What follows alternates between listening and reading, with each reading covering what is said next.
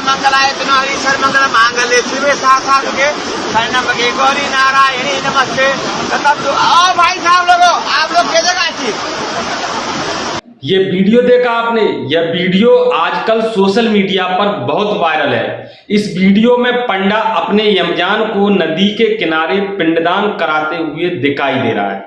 पूरा मामला क्या है इस पर हम विस्तार से बात करेंगे, लेकिन सबसे पहले आपसे एक छोटा सा निवेदन है कि अगर आपने अभी तक हमारा चैनल सब्सक्राइब नहीं किया है तो नीचे रेड बटन दबाकर चैनल को सब्सक्राइब जरूर कर लें और इस वीडियो को ज्यादा से ज्यादा अपने दोस्तों और रिश्तेदारों में शेयर करें।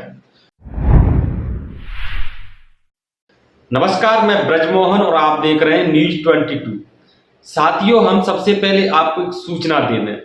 अब तक आप मुझे एक अन्य YouTube प्लेटफॉर्म पर देखते हुए आए हैं, अब उसमें थोड़ा बदलाव हुआ है। अब मैं सिर्फ और सिर्फ इसी न्यूज चैनल यानी कि न्यूज 22 पर ही दिखाई दूंगा। इस पर ही आपसे मेरी मुलाकात होती रहेगी।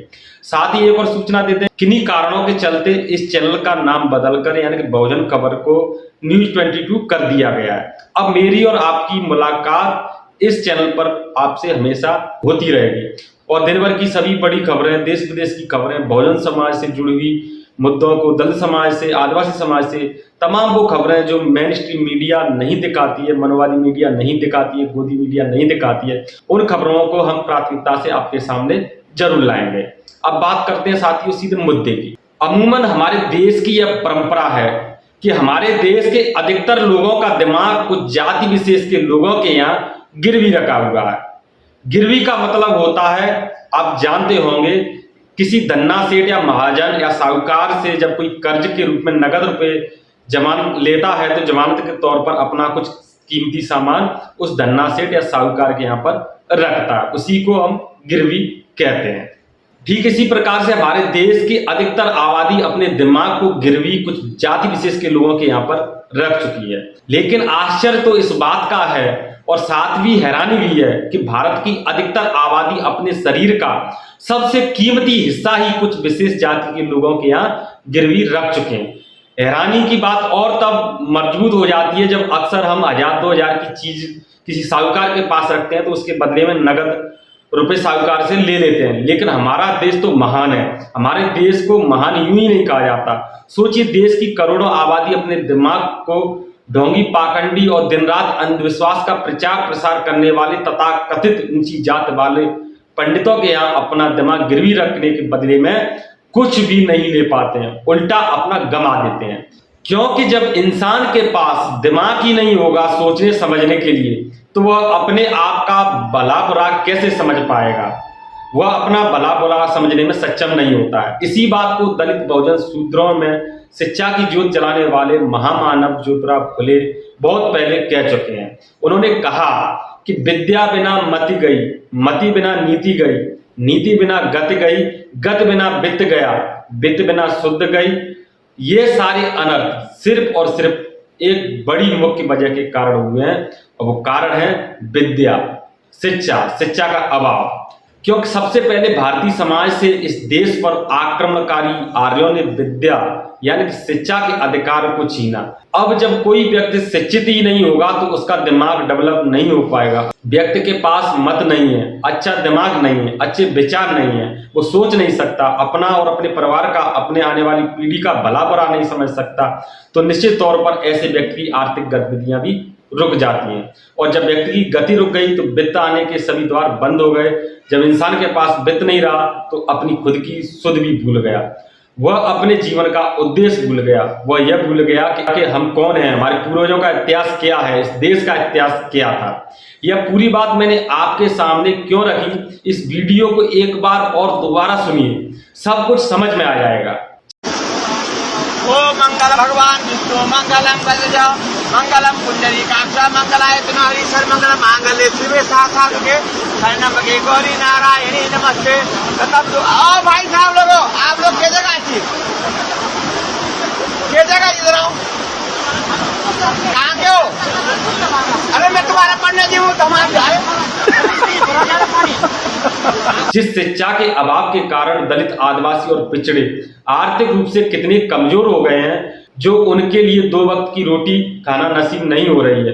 वो अपने बच्चों को अच्छी शिक्षा नहीं दे पा रहे हैं और जब तक आने वाली पीढ़ी पढ़ी लिखी नहीं होगी तब तक बहुजन समाज आर्थिक रूप से सशक्त नहीं हो सकता है और आर्थिक रूप से सशक्त होने के लिए शिक्षा बेहद जरूरी है। अब इस वीडियो में इन पंडित जी को ही देख लीजिए।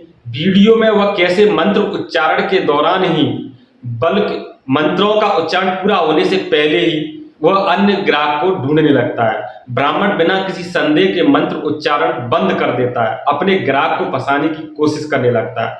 वो किस लिए? सिर्फ और सिर्फ पैसे के लिए। भाड़ में जाए मंत्र, भाड़ में जाए पिंड और भाड़ में जाए पिंड कराने वाले लोग।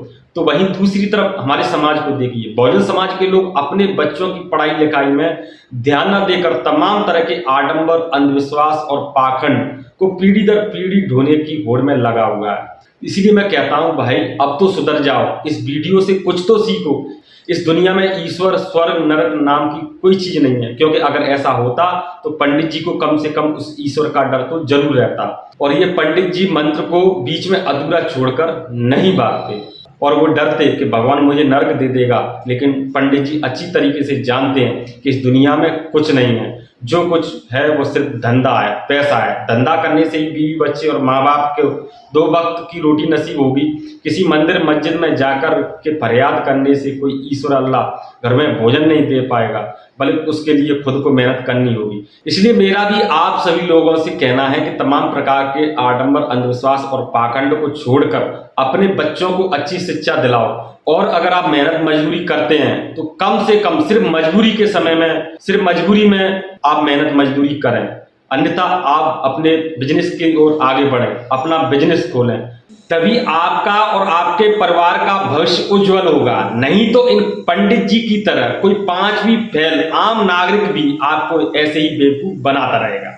फिलहाल इस वीडियो में सिर्फ इतना ही, और साथ ही आपसे एक छोटा सा निवेदन है और एक सूचना समझें आप इसको, कि हम गरीब दलित बहुजनों की पत्रकारिता करना चाहते हैं। हम नहीं चाहते हैं कि किसी फाइनेंसर से हम फाइनेंस लेकर के उसका गुणगान करते रहें। इसलिए एक लड़ाई है, उस लड़ाई को हम और आप मिलकर लड़ेंगे। आप समय समय पर तमाम मीडिया संस्थानों का सहयोग करते आए हैं।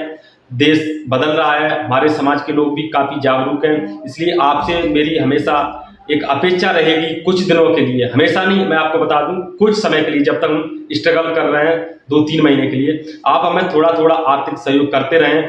10, 20, 50, 100, 500, 1000 जितना आप चाहें उतना आर्थिक सहयोग जरूर करें, क्योंकि हम नहीं चाहते कि हम किसी कॉर्पोरेट मीडिया, कॉर्पोरेट संस्थान की तरह काम करें और किसी धन्ना सेठ से फाइनेंस लेकर के उसका गुणगान करते रहें और आम जनता, गरीब दलित बेसहाराओं की आवाज को भूल जाएं। तो हम चाहेंगे कि हमारे बहुजन समाज के लोग 1-1 रुपए करके भी हमें आर्थिक रूप से सहयोग करेंगे और एक नया प्लेटफॉर्म आपकी आवाज उठाने के लिए हमेशा तत्पर रहेगा। तो इस वीडियो को ज़्यादा से ज़्यादा अपने साथियों में शेयर करना ना भूलें। नमस्कार।